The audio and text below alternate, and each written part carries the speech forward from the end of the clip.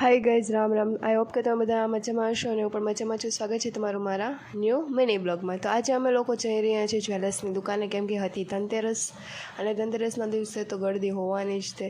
તો અમે ગયા ત્યારે કસ્ટમર એ લોકોના બેઠા હતા અને અમારો વારો આવવામાં વાર લાગે તો અમે વેઇટિંગમાં હતા એન્ડ ફાઇનલી ધીમે ધીમે અમારો વારો આવી ગયો।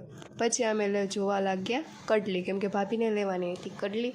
તો એમનું સિલેક્શન બહુ મસ્ત હતું, પણ અમને બહુ ખાસ ગમતી નહોતી। પછી ફાઇનલી એક કડલી મસ્ત હતી અને એ ગમી ગઈ, તો અમે પછી એ લઈ લીધી। એન્ડ પછી આવ્યો રિંગનો વાળો, જો કે મારે લેવાની હતી રિંગ। તો અમે જોતા હતા તો ભાભીએ ટ્રાય પણ કરી લીધી કે આ મસ્ત છે ને આ મસ્ત છે।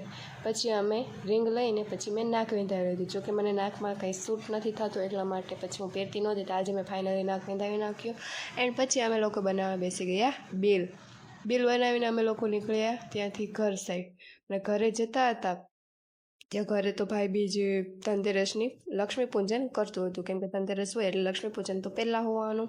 અને આજકાલ બધા ધનતેરસમાં લક્ષ્મી પૂજન બહુ જ કરે છે અને જ્વેલર્સની દુકાને તો ભીડ જ હોય છે, ગમે એ જ્વેલર્સની દુકાને તમે જાઓ તો પણ।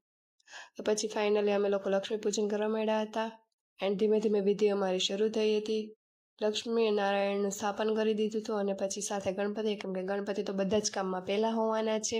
તો પછી અમે લોકોએ ગણપતિનું સ્થાપન કરી દીધું છે એન્ડ હવે અમે લોકો પૂજા પૂરી કરશું જ્યોત કરીને। પછી સોપારીને રૂપિયોને મૂક્યું, પછી અમે જે લાવ્યા હતા સોનીની દુકાનેથી, મીન્સ કે જ્વેલર્સની દુકાનેથી, એ વસ્તુ મૂકી છે કડલી એન્ડ રિંગ। એક સોનાની નોટ મૂકેલી છે જેમાં સોનાનું વર્ક હતું, મીન્સ નોટ નહોતી। પછી અમે લોકોએ દીવાની જ્યોત કરીને અમે અમારી પૂજા પૂરી કરી છે। અને આવા નવા બ્લોગ જોવા માટે મારી ચેનલને લાઇક કરજો, શેર કરજો અને સબસ્ક્રાઈબ કરજો, જેથી મારા બધા જ વિડીયોની નોટિફિકેશન તમારા સુધી પહોંચી શકે। આજ માટે આટલું, મળીએ નેક્સ્ટ વિડીયોમાં।